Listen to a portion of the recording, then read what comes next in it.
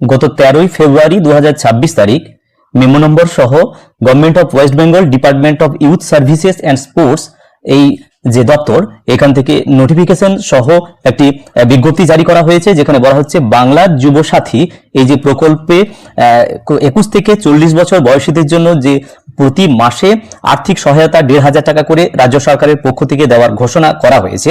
সেই অনুসারে বিজ্ঞপ্তি কিন্তু জারি হয়েছে 13ই ফেব্রুয়ারি 2026 তারিখ, এবং এটি একটি সরকারি বিজ্ঞপ্তি। সুতরাং এখানে বিস্তারিত আমাদের জানা যাবে যে কি কি এই যুবসাথী সম্পর্কে কি কি বিষয় এখানে জানার রয়েছে, সেগুলি এখানে স্কিম বেনিফিশিয়ারি কারা কারা পাচ্ছে সেই কথা এখানে উল্লেখ থাকবে। কি ফিনান্সিয়াল অ্যাসিস্ট্যান্ট অর্থাৎ আর্থিক সহায়তা কি দেওয়া হবে, মেথড অফ অ্যাপ্লাইং অর্থাৎ কিভাবে অ্যাপ্লাই করা হবে এই স্কিমে যে 1,500 টাকা করে পাওয়ার জন্য, এবং ফর্ম কোথা থেকে ডাউনলোড করা হবে, এবং সেই সঙ্গে কি কি এখানে তথ্য বা কি কি ডকুমেন্ট এখানে লাগবে সেই সম্পর্কিত কিন্তু এটি সরকারি বিজ্ঞপ্তি। অতএব সঠিকভাবে এই সরকারি বিজ্ঞপ্তি অনুসারেই কিন্তু বিষয়টি সম্পর্কে বিস্তারিত জানা যাবে। তো এই ছোট্ট ভিডিওটির মাধ্যমে আমি আলোকপাত করার চেষ্টা করব বিষয়টি সম্পর্কে। ভিডিওটি ভালো লাগলে অবশ্যই ভিডিওতে লাইক দেবেন এবং নিত্য নতুন আপডেট পাওয়ার জন্য অবশ্যই চ্যানেলটি সম্পূর্ণ বিনামূল্যে সাবস্ক্রাইব করে রাখবেন। তো বিস্তারিত এই ছোট্ট ভিডিওর মাধ্যমে বাংলার যুবসাথী প্রকল্পের যে বিষয়বস্তু সেগুলো জেনে নেব। প্রথমেই বলা হচ্ছে বেনিফিশিয়ারি। স্কিম বেনিফিশিয়ারি কি, কাদের জন্য দেওয়া হচ্ছে? এখানে বলা হচ্ছে যে যুবসাথী অর্থাৎ বাংলার যুবসাথী প্রকল্পে যে মান্থলি ফিনান্সিয়াল অ্যাসিস্ট্যান্ট অর্থাৎ প্রতি মাসে আর্থিক সহায়তা দেওয়ার কথা বলা হয়েছে কাদের জন্য? আনএমপ্লয়েড এডুকেটেড পার্সন অর্থাৎ শিক্ষিত এবং কর্মহীন যুবক যারা রয়েছে তাদের জন্য। মূলত কারা বলা হচ্ছে? Permanent resident of the state অর্থাৎ পশ্চিমবঙ্গের স্থায়ী বাসিন্দা হতে হবে, এবং বলা হচ্ছে 1/4/2026 তারিখ এই তারিখ অনুসারে বয়স হতে হবে 21 থেকে 40 বছর বয়স হতে হবে, এবং সম্পূর্ণরূপে তাকে আনএমপ্লয়েড হতে হবে অর্থাৎ কর্মহীন হতে হবে, অর্থাৎ কোনো কর্মের সঙ্গে যুক্ত থাকা চলবে না। এবং আরেকটি বলা হচ্ছে মাধ্যমিক পাস বা সমতুল্য কোনো পরীক্ষা, মাধ্যমিক সমতুল্য কোনো পরীক্ষায় পাস থাকতে হবে।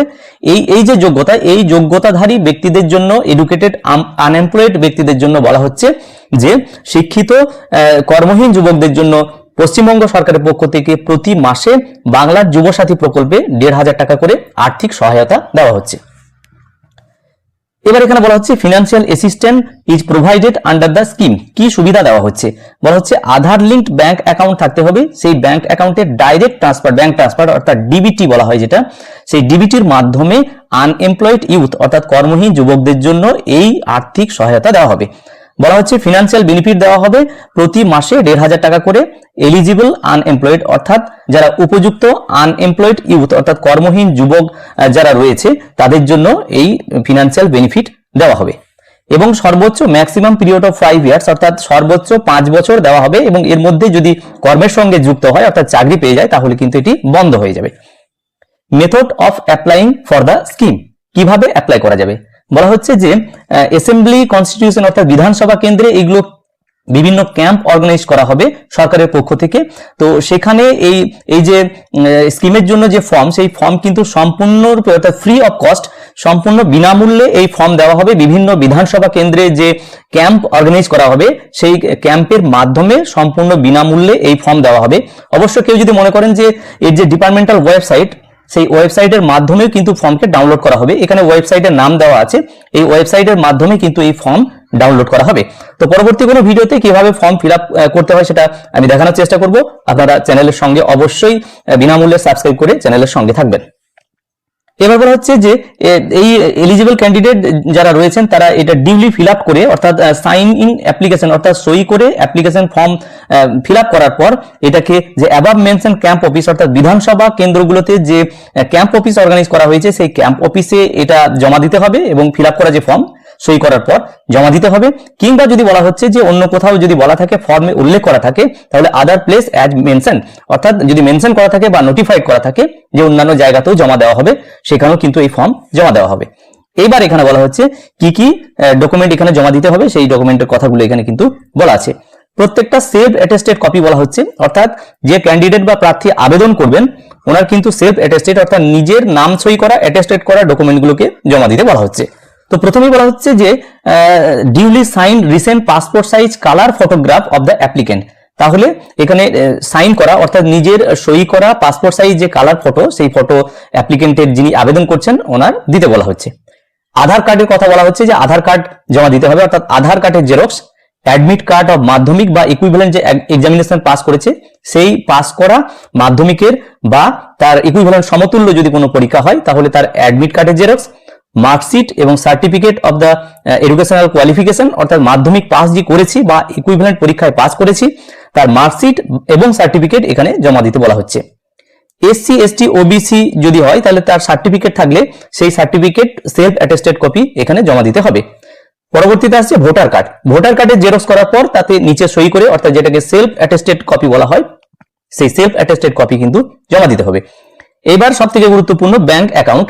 এখানেও বলা হচ্ছে যে প্রথম পাতা, ব্যাংক অ্যাকাউন্টের যে প্রথম পাতা সেটা জেরক্স করার পর সেখানেও কিন্তু নিজের সই থাকবে, অর্থাৎ সেলফ অ্যাটেস্টেড ফটোকপি বলা হচ্ছে, অর্থাৎ জেরক্স কপি যেটা করা হবে সেটা প্রথম পাতাতে অবশ্যই সেই জেরক্সে নিজের সই করতে হবে।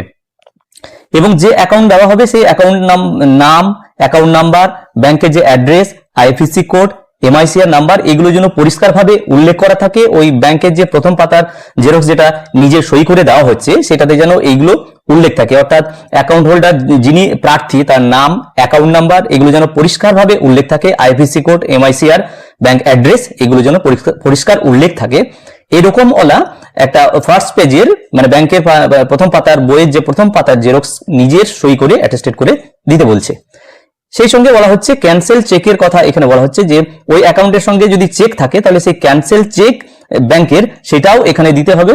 সিঙ্গেল ব্যাংক অ্যাকাউন্ট হতে হবে, অর্থাৎ জয়েন্টে যদি অ্যাকাউন্ট থাকে সেটা হবে না। যে প্রার্থী আবেদন করবে 21 থেকে 40 বছর বয়সে তার যে ব্যাংক অ্যাকাউন্ট নাম্বার যেন সিঙ্গেল অ্যাকাউন্ট হয়, সেই single account in the name of the eligible unemployed youth member only, অর্থাৎ ওই কর্মহীন যুবক যিনি আবেদন করছেন ওনার নামে, শুধুমাত্র ওনার একজনের নামেই যেন সিঙ্গেল ব্যাংক অ্যাকাউন্ট হয়, সেই রকম একটি অ্যাকাউন্টের প্রথম পাতা জেরক্স দিতে বলা হচ্ছে।